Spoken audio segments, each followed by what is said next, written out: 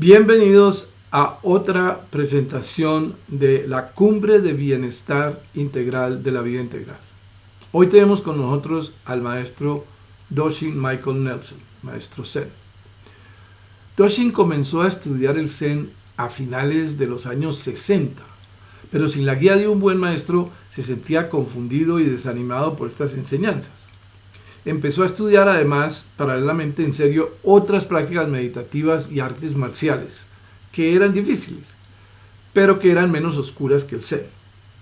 No fue hasta que conoció a su actual maestro, JunPo, Kando, Dennis, Kelly, Roshi, que la práctica disciplinada y elocuente y la simplicidad del Zen echaron finalmente raíces y empezaron a penetrar las densas nubes de su obstinada mente condicionada y revelaron la ordinaria apertura de un vasto cielo vacío interno. Doshin fue finalmente reconocido como maestro Zen y recibió el Inka, impartido por JunPo Roshi en el 2011 en Loveland, Colorado. Este Inka es un término utilizado en el budismo Zen para denotar un alto nivel de certificación. Significa literalmente un sello legítimo de una prueba claramente proporcionada. En la antigüedad este Inka iba acompañado de una forma, un documento real, pero esa práctica se abandonó, ya no es habitual en el budismo. Doshin es un poeta. Él dice que es un poeta alborotador y dice también que es un maestro Zen sin rango, a pesar de que tiene muchos rangos. Él es el fundador de Integral Zen, que es una rama en Colorado de la orden Zen de los huesos huecos de su maestro JunPo, y además es el cofundador del proyecto de poesía de la muerte, que utiliza el espejo de la muerte para señalar la esencia de la vida. Doshin trabajó directamente con JunPo mientras lanzaban y desarrollaban el proceso Mondo Zen.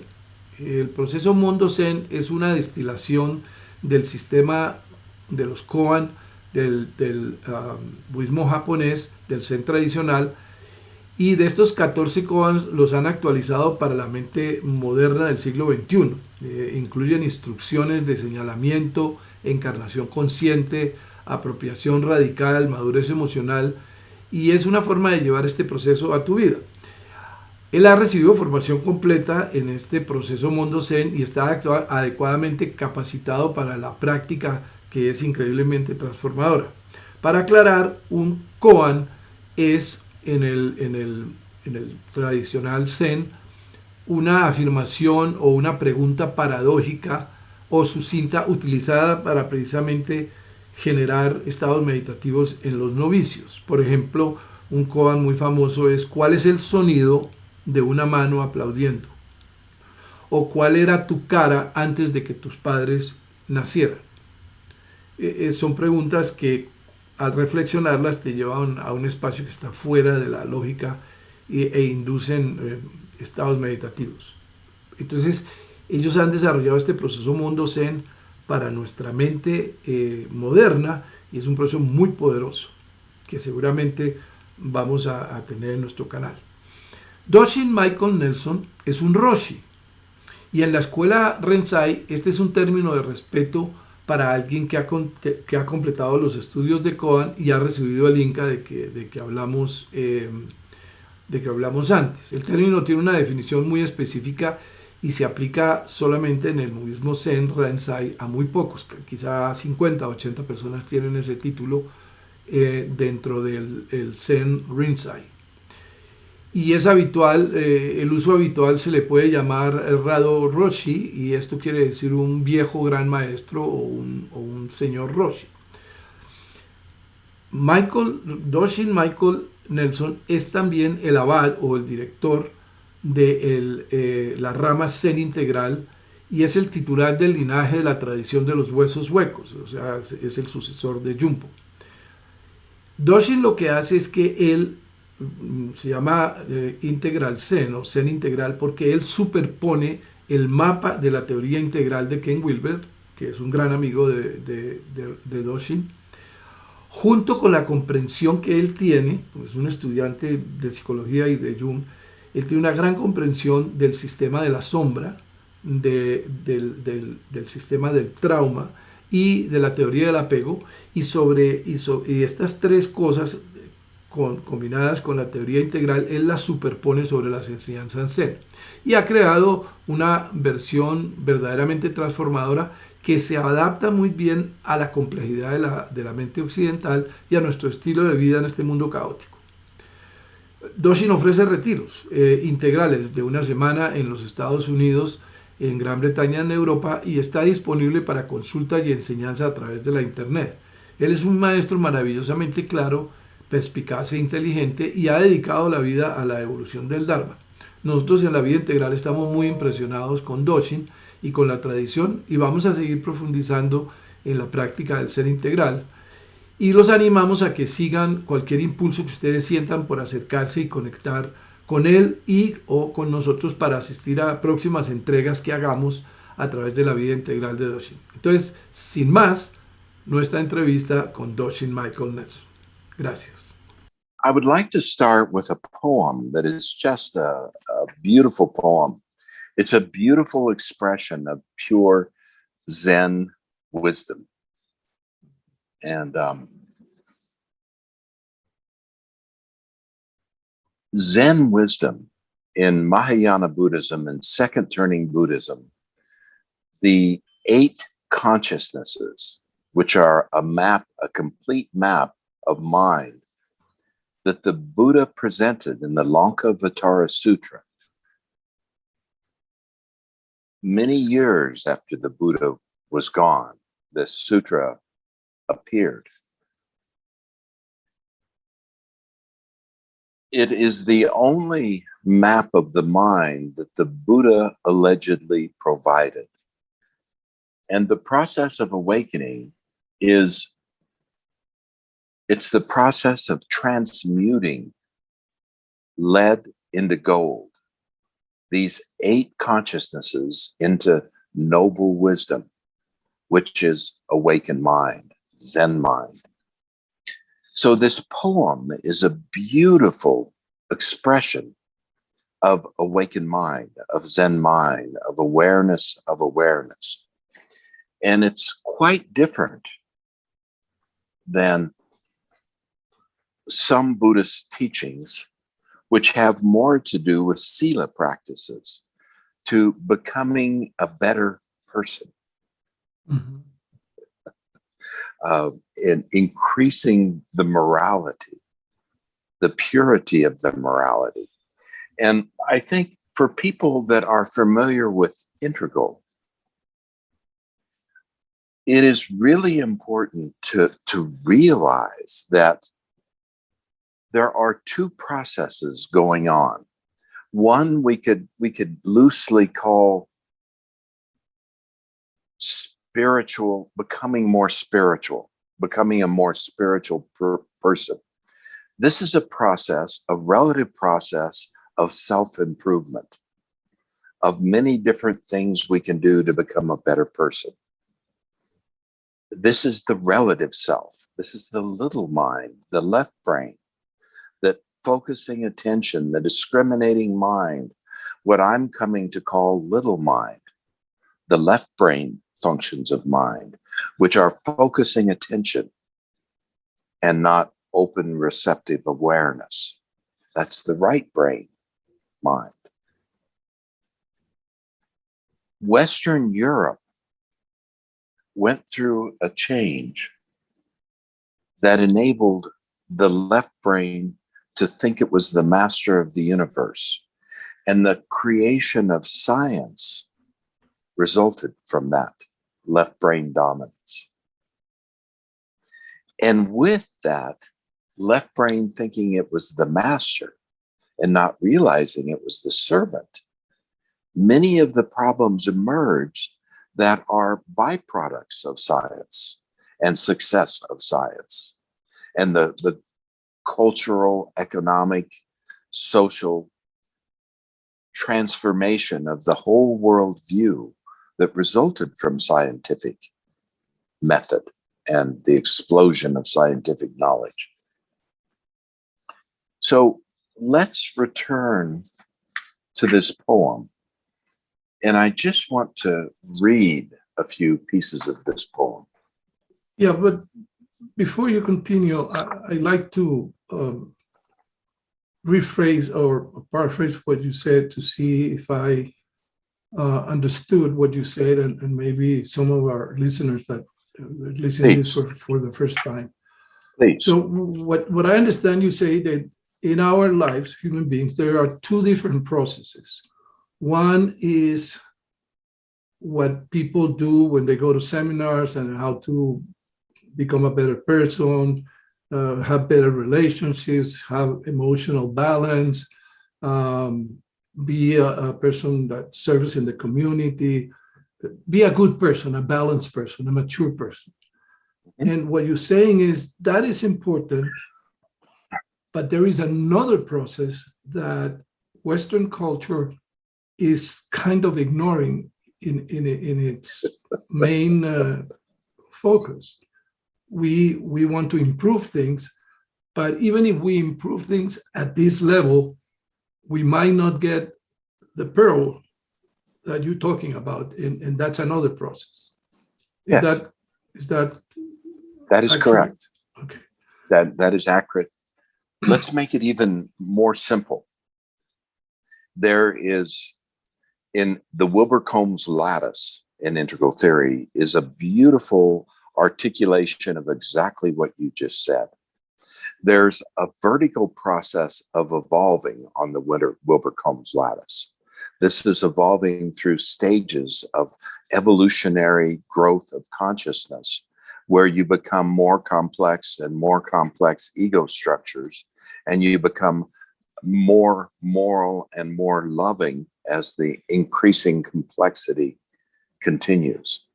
This is a process of growing up, of evolving the complexity and the breadth of consciousness. There's another process that Wilber calls waking up. And this process is very different than becoming a better person. This process is actually mastering the self rather than improving the self. And mastering the self, ironically, means mastering no self, which is the primary teaching of the Buddha. A waking up is burning away the delusions of self. Growing up is improving them, evolving them, becoming a better person. It's self-improvement versus self-mastery, which ironically is less self than more self. Okay, before we get there, I just want to ask another question that I know you're going to like. The question is, would you say that as a general rule, if you grow up, it is quote unquote easier or more clear the other path, or they don't have a relationship between one another? I mean, I know that you can awaken and be a very simple person, but I think there's some structures in your mind that will facilitate that. Yes. What would you say about that?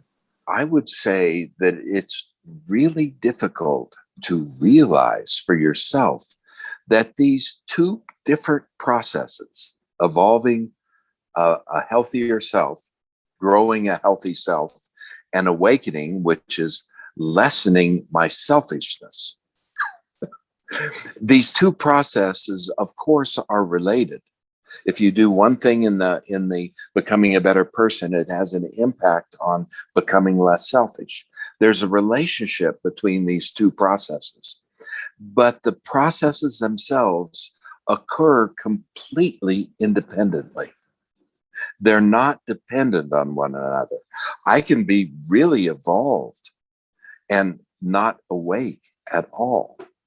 I can totally wake up and be stuck at a very early level of development and not continue the evolutionary development. So understanding that these processes are related but understanding that they're independent. They're not dependent on one another. You can wake up without evolving. You can evolve without awakening. And that's what happens all the time. Okay. Thank you very much. And this is what makes it so tricky. And when you talk about integral Zen, it's because you have recognized the importance of both. But the same poem that we're going to talk, it's characterized basically in the waking up path. Is that correct? Yes. It is really focused on awakening. There are many forms of Buddhism. The first turning of the Buddhist wheel is all about becoming a better person. They're about sila practices. They're about learning how to improve the self. And because the self in early cultural development, 1,000 years ago, the self was not very complicated. It was really very simple. It hadn't come to believe that the left brain was the master of the universe.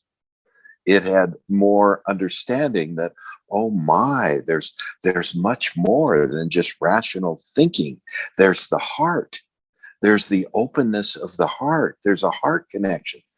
When I work with people in Western Europe and in North America, the so-called integral people, many of them don't have the same connection to this heartfelt wisdom that is part of the culture, the living culture in South America and Eastern Europe and Africa.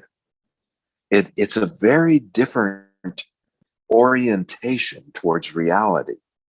The importance of intuition, the importance of heart, the importance of the right brain that really receives information and doesn't evaluate it, doesn't create hierarchies of meaning. It just accepts things more purely for the way they are. This heartfelt aliveness exists more in Central and South America than it does in North America. It exists more in Eastern Europe than it does in Western Europe. This is an interesting, one of the world-renowned experts in ego development sent me this book. It's a thick book. I haven't read it all. It's called The Weirdest People in the World. Wow. And weird is an acronym. It means Western, educated, industrialized, rich, democratic. Wow. Well, I'm going to have to do a little bit of jumping through the hoops to translate that and put it, because it's the word weird means something strange, not usual, and it's a great find, that acronym.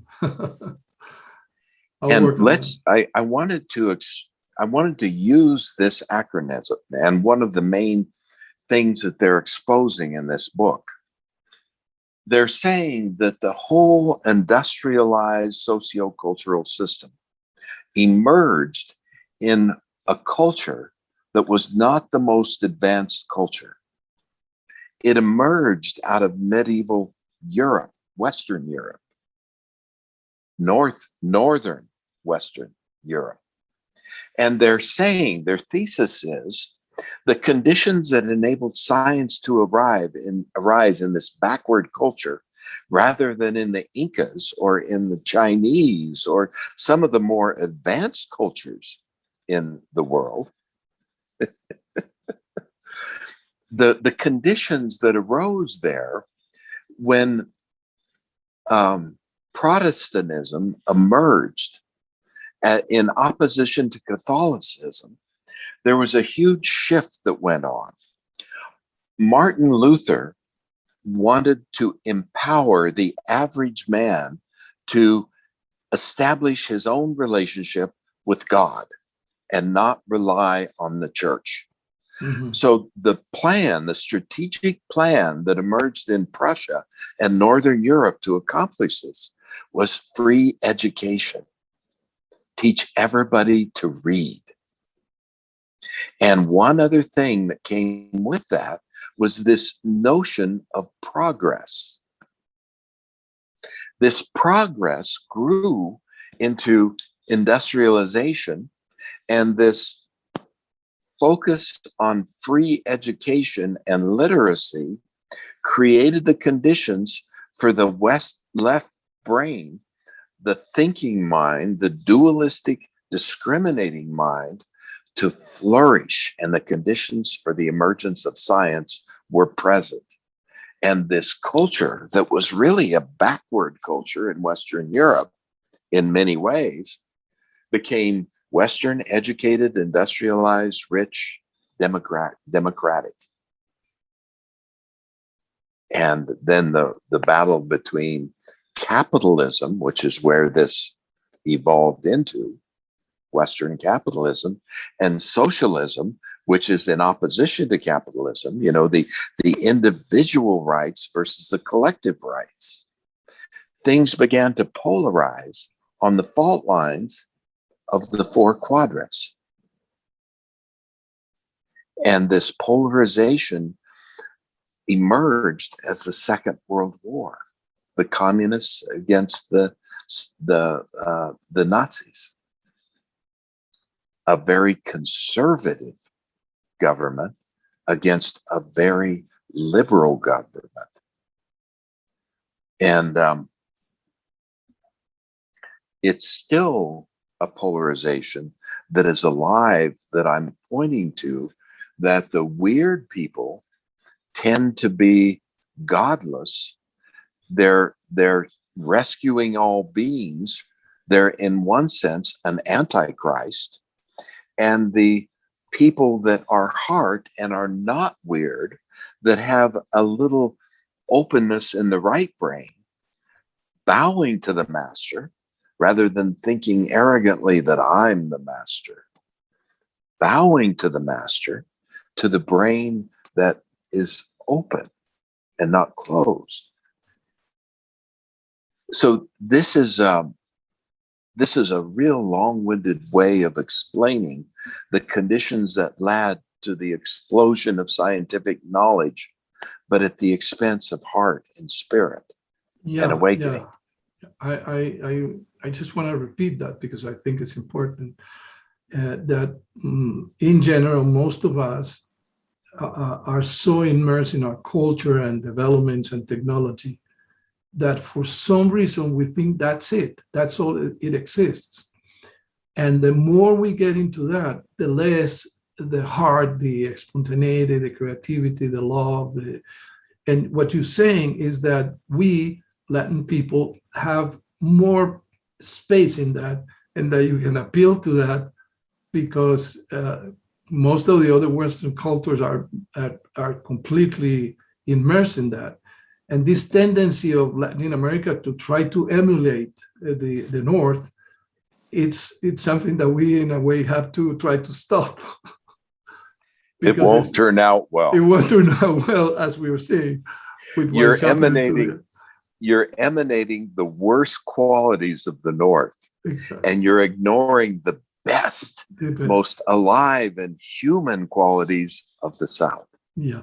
So, but the other thing is that some of the going back to that heart that I see in North America and other places, it's making the same mistake of displacing and just don't believe in growth and rationality, and everything is hard, which is another mistake because we don't have the balanced view. Yeah. And in order to do that, we need to understand that what we think we are, really what you call the self, even if it's very developed, is not who we are. And as I understand, Zen is in this poem that you're going to talk us about, is a way to really get in contact with what is essential, primary, fundamental in our life. So what is alive and important? Yeah. So what supports life rather than kills it? what allows the earth to flourish instead of what poisons it. Yeah. So you want to start with Yes, I would like to.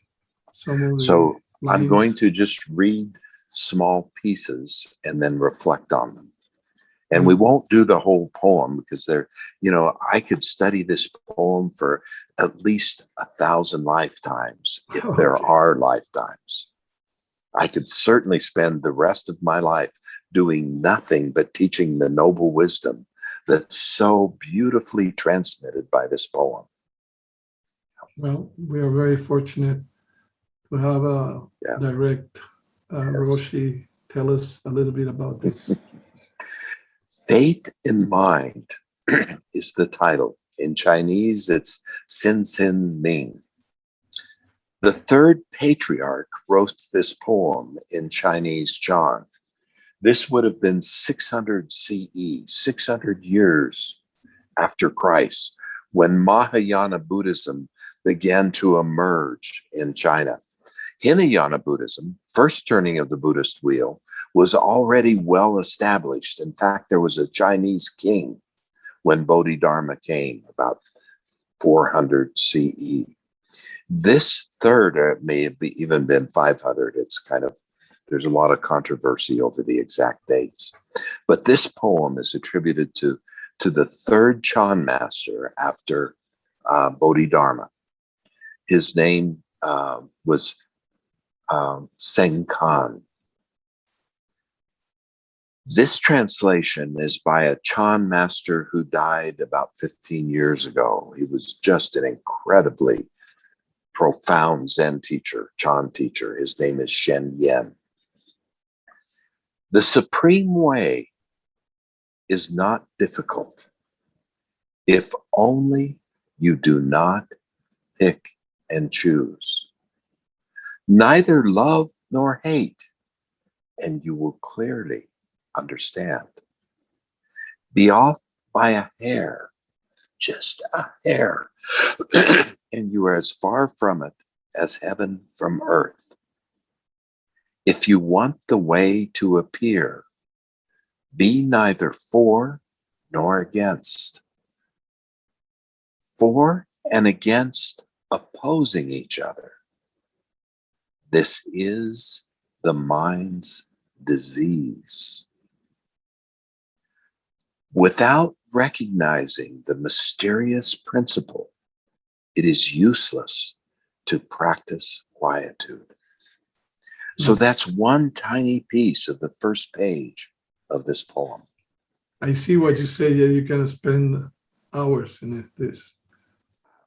I could spend a whole 7-day Zen retreat doing nothing but elaborating the wisdom, the noble wisdom of this poem, this first part of the poem.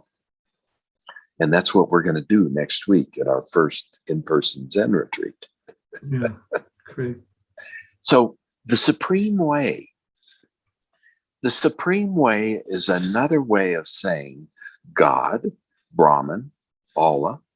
It's talking about the absolute principle of pure awareness that permeates the whole universe.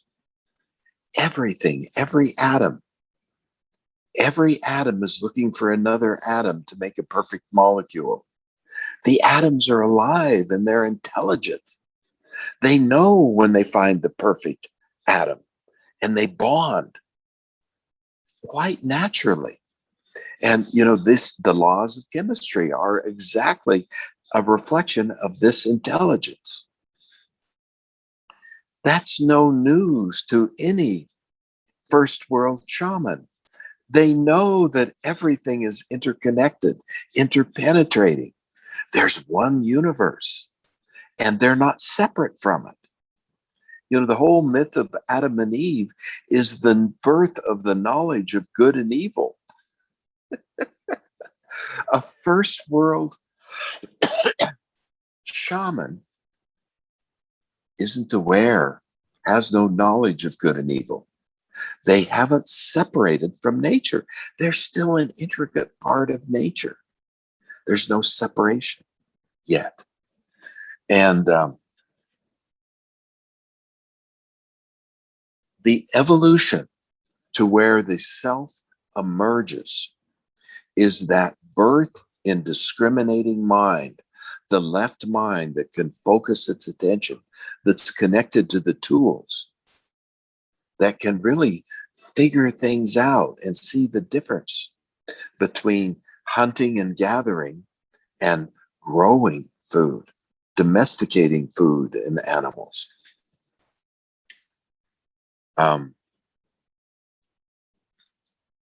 The supreme way is this open-hearted path of following the intelligence of nature.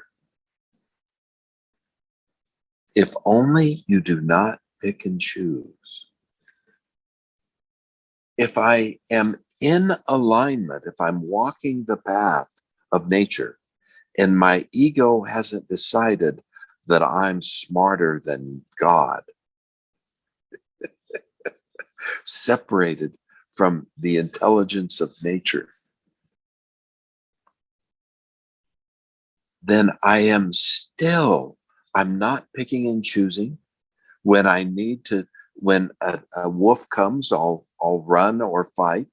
I'll make the decision immediately.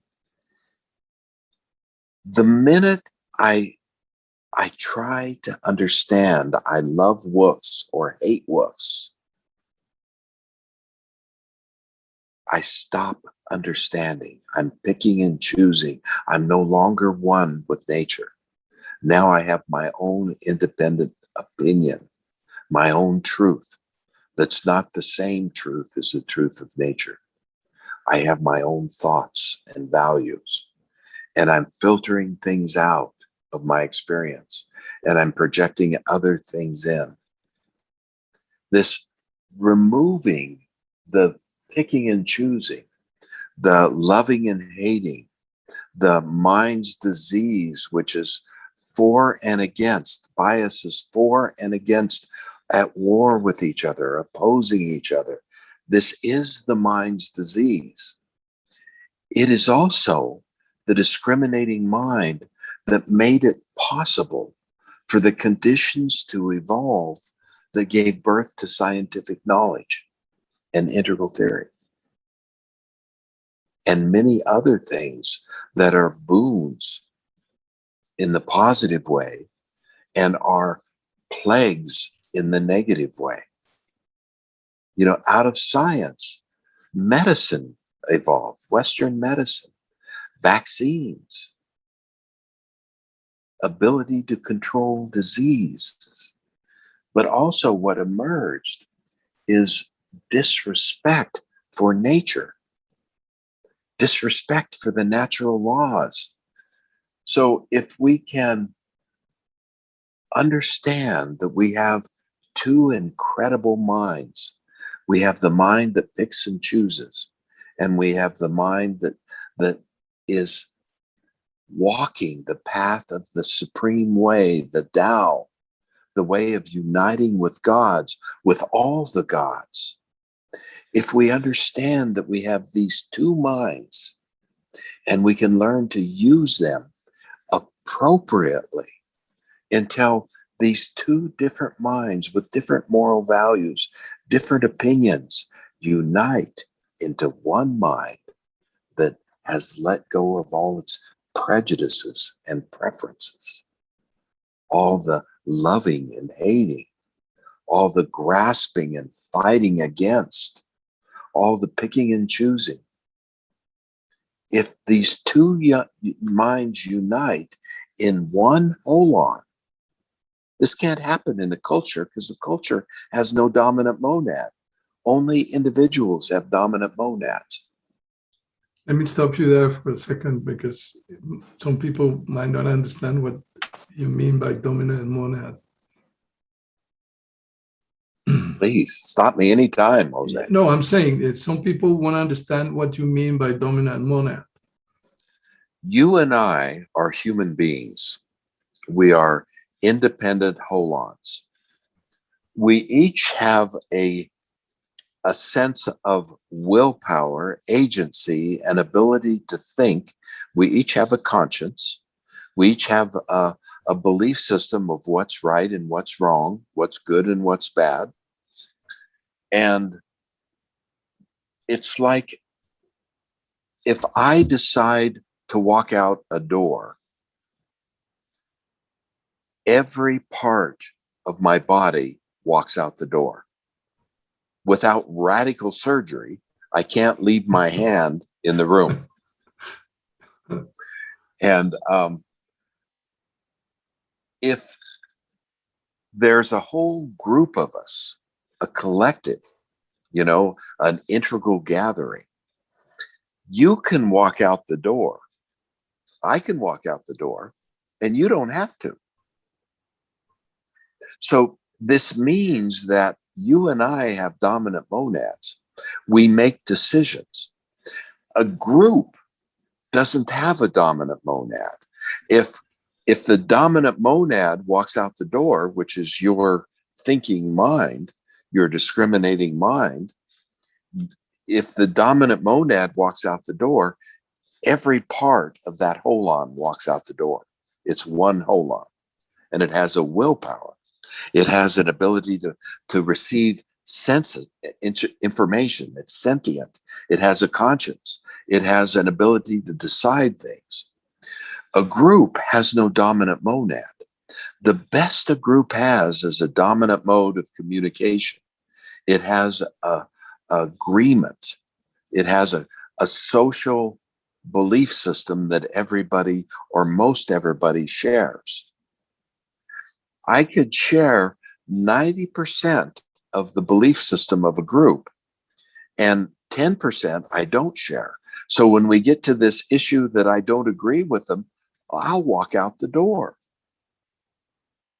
A holon, like you or me, the hand can't independently decide it doesn't like something and stay behind and not go out the door. Now, where this becomes so important, Jose, is let's take something like global warming. We all know that if you foul the nest that you live in, it's not going to turn out well. We all know this. And we're beginning to have a group of people that's willing to fight for not polluting the nest we live in. But there's no way we can get everybody to follow our rules. There is no dominant monad in a cultural group. Yeah. And if you begin to look at this in the 4 quadrants and see how the groups polarize according to preference for one of the quadrants. For example, this weird group of people, this one, they have a preference. They love rational thinking. They love empirical knowledge. They think that the only thing that's real is in the upper left quadrant, except for reason. And of course, we'll just assume that's real. So that'll be in the upper right quadrant. Excuse me, I said left. Does that make sense? Yep, it makes sense. But again, I know that we don't have, I mean, this is a very broad theme, but if we go back to that beautiful line that the spring way is not difficult, if only you do not pick and choose, neither love nor hate. Maybe the question that someone has is, how can you live like that without having, don't you have preferences? What is a practical way? If okay. you get, what point do you get that you can compensate? Do you have an inner guidance? How that works? Jose, that's a beautiful, heartfelt question. I just want to appreciate it. Let's get practical. What can I do that will help me see this and bring it into my life in a meaningful way? And I have a suggestion for you.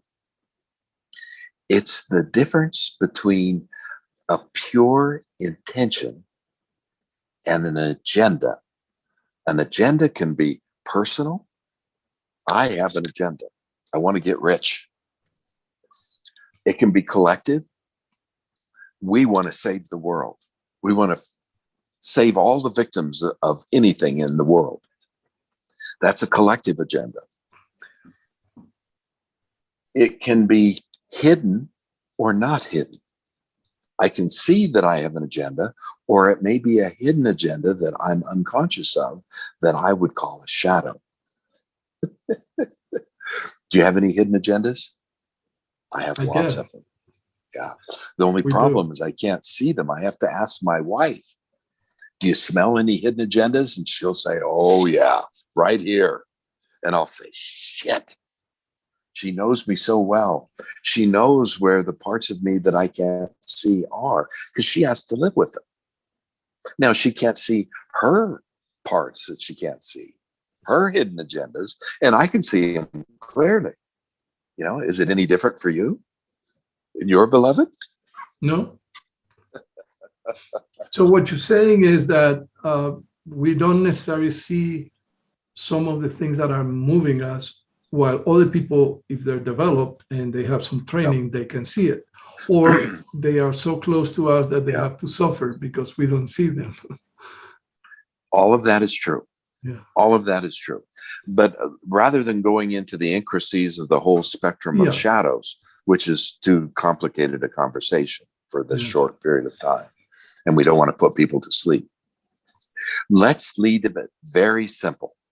So I want to transmit what I'm like when I have an agenda, whether it's hidden or not hidden, and you will recognize it immediately. Are you ready? Yeah. This is also what I would call a wrong view opposed to a right view. Okay. So I'm gonna get an agenda, and I'm gonna do it consciously. I'm going to show you that I have an agenda. Are you ready? I am. I guess we are ready. Okay. Now, it might be more subtle. It might be. But that is an agenda. There's something that I want, and I'm not going to be at peace unless I get what I want. Now, that's an agenda. Now, our agenda is bad? Not necessarily. You know, I have an agenda that my intention is to do no unnecessary harm. That's a beautiful, pure intention. And if I can keep that intention alive without grasping and making it an agenda, I will be so much more efficient. In fact, I will be able to stay on the supreme path. And it is not difficult to do this.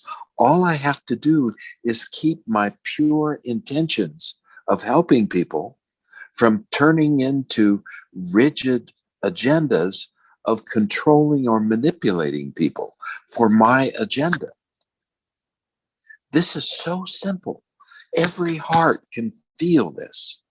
We could actually have a group that works and lives together that helps ferret out hidden agendas and return things to pure intentions. If I want to be rich and I decide that I'm going to sell the Dharma so I can get rich, I have an agenda. I want something from you, and you can feel it. Your heart feels it immediately, unless you have the same agenda. Birds of a feather flock together. And then people that want to get rich. Let's do it together. Yeah, exactly. And then there's us against them. Yes. The minute there's an us against them, war has already started. I'm right, you're wrong. And we've lost the way. And we've lost our sense of humor too. Yeah. We take ourselves far too seriously. So this is a real practical thing that we can learn to do, and we can help each other doing. I call it integral Zen. It's not easy, but it is simple. This and this. So every time somebody says, hey, Doshin, look at what you're doing. You've got an agenda. And I say, I don't either. And they say, oh, did you feel that energy? Do you feel this energy? This is what you're transmitting. And I look and I say, oh, shit, you're right. And then I let go of my agenda and I return to my pure intention of having just pure intentions and no agenda. And then before you know it, that becomes my agenda. And I'm right back here. And then somebody has to say, psst, look at that. Oh, shit. Then I can do this. This is a process that I call touching the true face. And it's my version of the process my teacher brought into the world that he called Mondo Zen. But I found that from my perspective, he made a few mistakes. Number one, he didn't have an integral understanding. He didn't understand growing up. He didn't have the capacity to see how people evolve and can continue to evolve. He had an agenda of helping people wake up. And he knew that waking up and growing up were intertwined, but he didn't have enough integral understanding to see the evolutionary nature of consciousness. Therefore, he didn't do things as efficiently as I felt they could be done. So I did nothing but correct what I saw as his mistakes because he wasn't evolved enough. He was awake enough, he just wasn't evolved enough. And you know, I'm going to do the best I can, touching the true face. And of course, somebody's going to come along after me and say, oh, that goddamn Doshin, he just wasn't awake enough, or he wasn't evolved enough, or something was wrong. And they'll fix it. What I did. That's the way things work. When your heart's open and you don't have an agenda, especially hidden agendas are most difficult. And this is where shadows come in, and the whole spectrum of shadows, all the way from the karma, you know, we parachuted into a life and a karmic stream that has been going on for 5,000 years, 5 million years. And when we die and return to dust, what will continue is that same karmic stream. Unless we have ended the creation of the negative karma. And that's a whole nother discussion. Yeah. So let's just read the poem again. The supreme way is not difficult.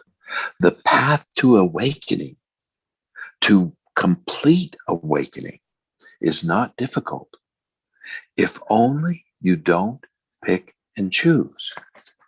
Well, it's not saying picking and choosing is bad. It's saying if you want to follow the supreme way, if you want to awaken, picking and choosing is counterproductive rather than helpful. But if you want to earn a living so you can feed your family, having an agenda, finish law school, is really important. So having an agenda to accomplish a specific task, like building a house, is a good thing. It supports what you're up to, which is building a house or developing a career. But if your intention is to follow the supreme way, picking and choosing is the mind's disease. It's going to hinder your awakening. But if you don't have an agenda to become a healthy person, then that's going to hinder your awakening too. Or you'll be an awakened asshole. We've got enough of those. We don't need any more.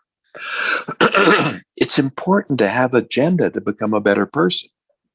and to have just a pure intention with no agenda to awaken. This is a really important way that they're two different things. Agendas are helpful to build a house. Agendas are a hindrance to awaken. If you didn't have the wisdom to see that, you'd spend a lot of time trying to build an agenda to awaken, and it's actually going to keep you from awakening. It's going to keep you stuck in selfishness, building castles in the air after the house is done. This is why it's so tricky. And this is why the integral perspective is worth gold. Because it allows you to see how they're separate with the left brain. And it allows you how to see how they're not separate. There's only one mind, and it fills the whole universe with the right brain. And another way to articulate that is, if we look at the evolution of mind, we see that first thing that shows up is body. That infant is trying to learn how to control the body. Can you imagine how difficult that would be to be born and try to figure out how to move the fingers and grab things and hold things? Some things are real evident. Some things really take some practice. Then the next thing that shows up is the senses. The infant is just so 10 million sights, images, colors, forms coming into the eyes, overwhelming amount of information. We need to pick and choose what's important. So we learn to filter out what's not important and really focus. What's important? Food, warmth. We have to pick and choose. Every animal for the last 500 million years knows what to run toward and run away from. They instinctually know that. Yeah. So the picking and choosing is really important for surviving. And then out of that picking and choosing, the mind grows. We then decide what we like and what we dislike. And we move toward what we like and we move away from what we dislike, or we fight it. So picking and choosing again is really important. It is really important all the way through growing up, through deciding what is moral and what is immoral, for deciding how to build a tribe, how to build a culture where we can survive, how to gather together and build a castle so when the hordes attacked us, we can be behind the castle walls. But learning how to love one another unconditionally, picking and choosing, biases for and against, opposing each other, are not helpful. They create war by nature. Yeah. And the heart knows this, but the rational mind has forgotten it. So when I work with people in South America, I just talk to their heart. We connect at the heart.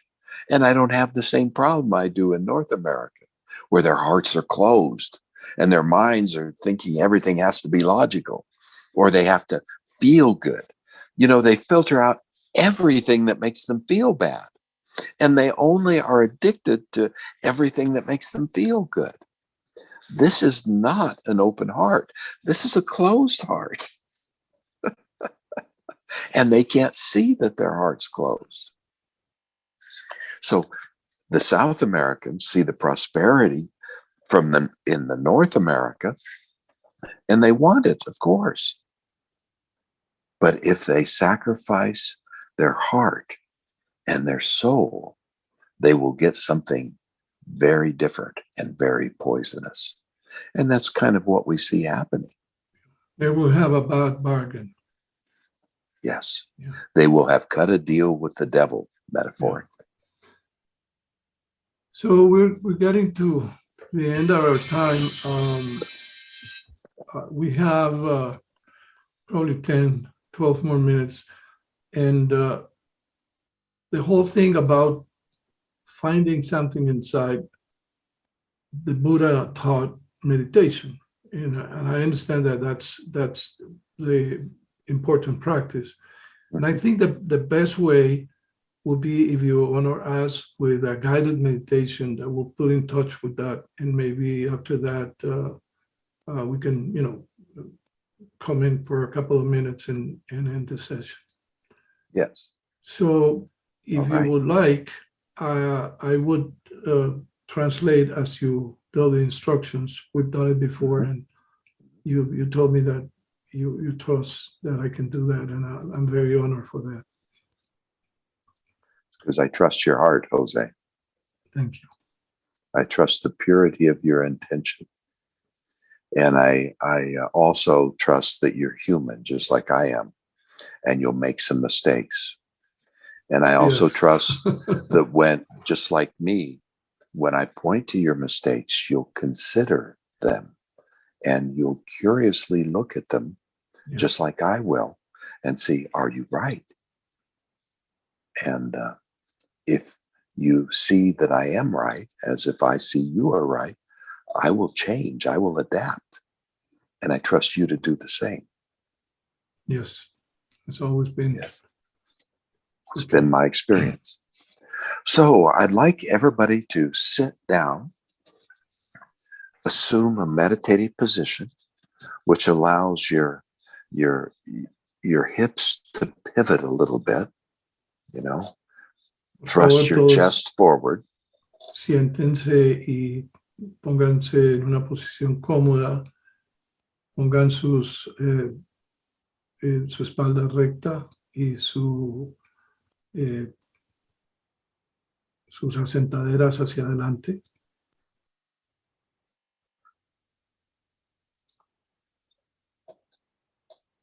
Notice the tension in the muscles in your face.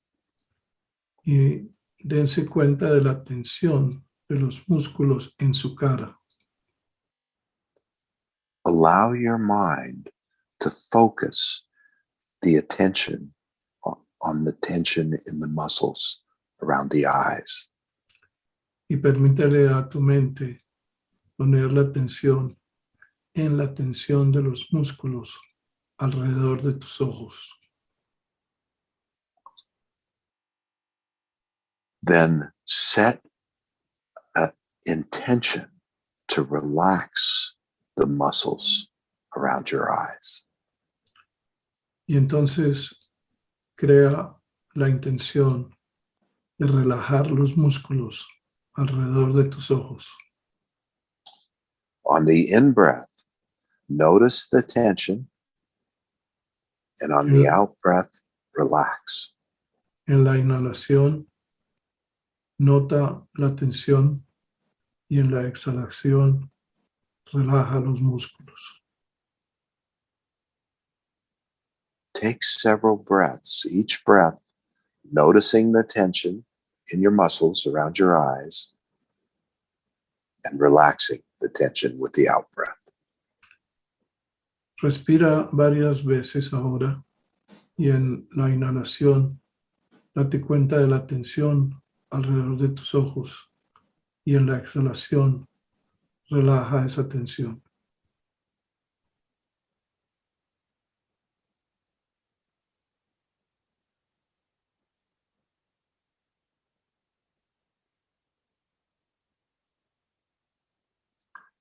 We're training the mind to place it on the tension in the muscles around the eyes and the breath. Estamos entrenando a la mente a que ponga la atención en los músculos y en la respiración. And then we're training the mind to stay with the breath and the tension and relaxing. Y luego estamos entrenando a la mente para que se mantenga, para que se quede en la tensión y en la relajación y en la respiración. We are practicing focusing attention and staying on the object. Estamos practicando la atención enfocada y permanecer en el objeto. This focusing on the breath and the body is shikantaza. Not shikantaza. It's shamatha. It's placing the mind on an object and training it to stay put. Esta atención en la atención y en la respiración es la meditación shamatha, es entrenar a poner la atención fija en un objeto.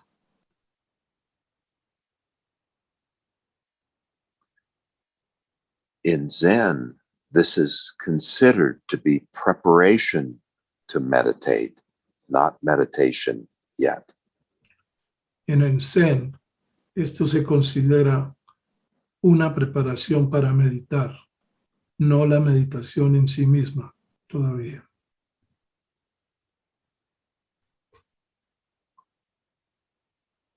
We can spend 5-10 years learning how to do this.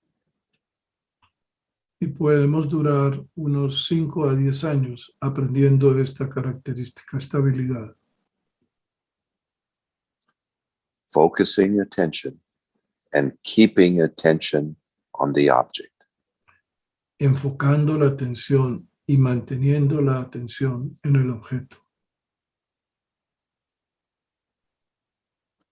As we do this, as we give the mind a job and it learns how to stay on task, En la medida en que aprendemos esto, en la medida en que le damos a la mente una tarea y la hacemos mantenerse en esa tarea,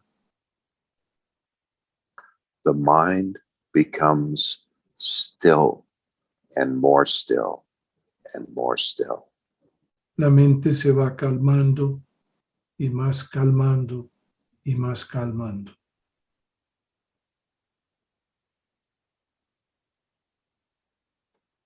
This is focusing attention.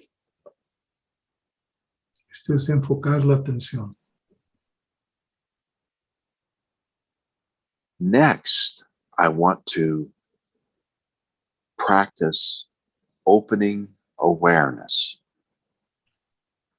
Enseguida, quiero que practiquemos la conciencia abierta. In Zen, we meditate with the eyes open. En el Zen, meditamos con los ojos abiertos. This is a visual guided meditation, so you need to open your eyes. Esta es una meditación visual guiada, entonces les pido que ahora abran sus ojos. Our intention is to not focus attention, but to open awareness. Nuestra intención ahora no es enfocar la atención, sino abrir la conciencia. So notice the light coming into the eyes. Entonces nota la luz entrando en tus ojos And just receive it. y simplemente recíbela. Don't pick and choose. Don't love and hate. Don't take a position for or against. Just receive it. No tomes algo y lo escojas, no lo cambies, simplemente déjalo entrar y recíbelo.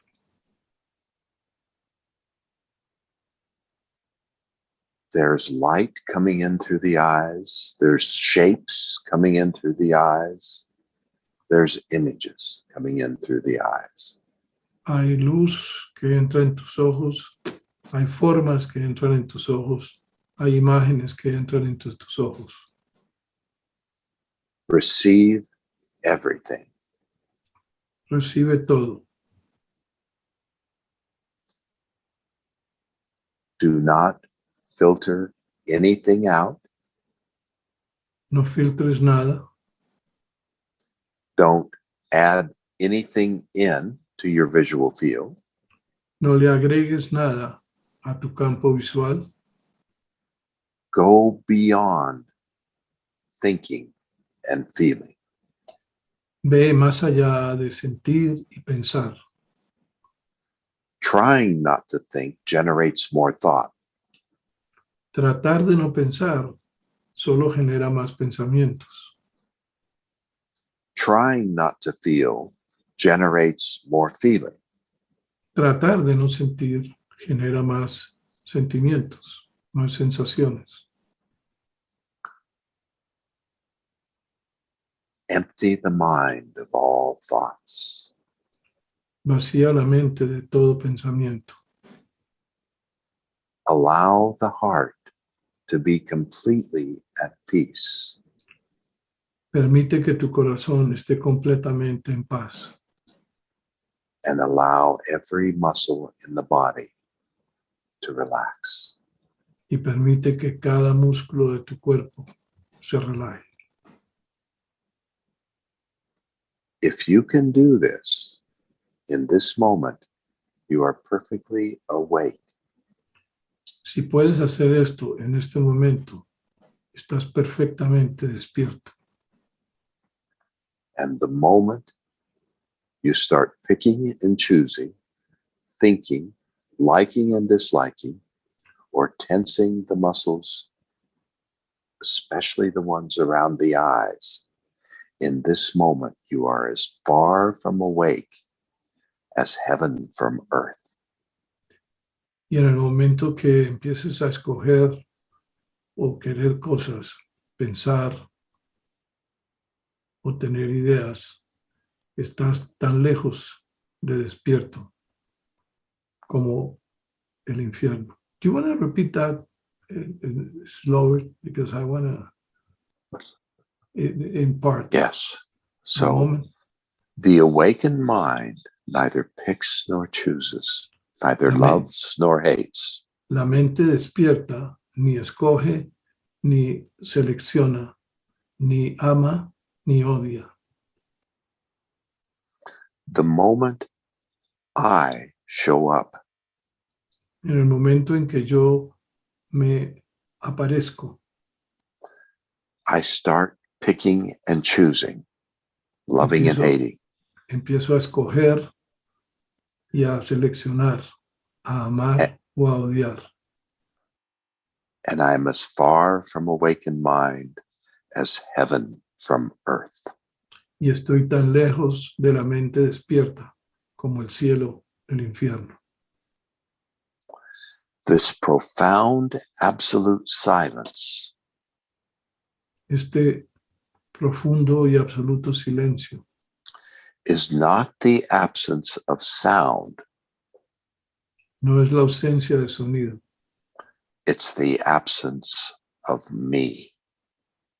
Es la ausencia de mí. And you. Y tú. We are not two, Jose. Nosotros no somos dos. We are one open heart. Somos uno solo, corazón abierto. Un solo corazón abierto. And as soon as either one of us starts loving or hating anything, y en el momento en que cualquiera de nosotros empiece a querer o a odiar cualquier cosa, this one heart is separate as heaven from earth. Este corazón único se separa, tan lejano como el cielo de la tierra. We suddenly have an agenda, and the only thing that will bring us back together de pronto tenemos una agenda, algo que queremos, y la única cosa que nos puede volver a unir is releasing our agenda, es dejar ir nuestra agenda, opening our heart and emptying our mind, abrir nuestro corazón y vaciar nuestra mente, and relaxing every muscle in our body. y relajar todos los músculos de nuestro cuerpo. And then the supreme way returns. Y entonces el camino supremo retorna. Until the next time we have an agenda. Hasta la próxima vez que tengamos una agenda. So my whole life is practicing breathing. Entonces toda mi vida ha sido practicar respiración. Breathe in, notice my agenda. Breathe out, release my agenda. Respirar, inhalar, mirar mi agenda. Only, Exhalar, dejar ir mi agenda. only individuals can do this. Solamente los individuos pueden hacer esto. Groups of people can't do this. Grupos de gente no pueden hacer esto. Very good.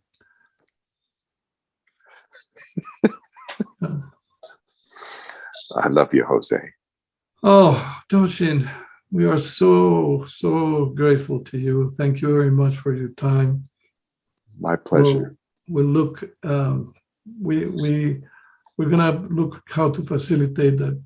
After this brief introduction, we will have you doing some kind of seminar, at least online. That's why the La Vida Integral has been created, so that we can, have what we call it in Spanish, caminos de transformación, paths to transformation, and definitely the path to inner transformation that you so beautifully teach, Zen. It's something that we want to present in our website. So thank you very much. You've been very, very generous. Yeah. Is there any final message that you want to say? Yes, I would just thank every South American and Central American for their open heart. And as you try to emulate the prosperity of the West, do not allow those beautiful hearts to close. My request is to keep them open. And if I can help you do this, I am in and willing. Thank you very much, Doshin. Love you, Jose.